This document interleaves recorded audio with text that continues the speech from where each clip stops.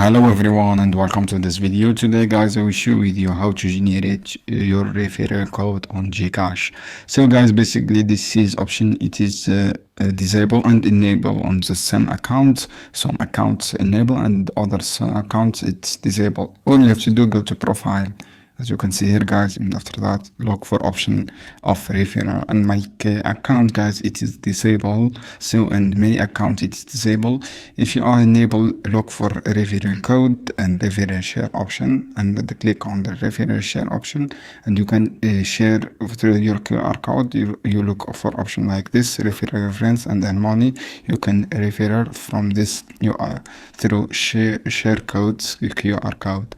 This is how you can do guys to generate your codes. If you are enabled, if it's disabled, just contact address, contact customer support, look for help and center. As you can see here, look for help and center, or from here look for option to help and center, and there is contact customer support with this option guys, from any option to contact them. This is how you can do guys from here.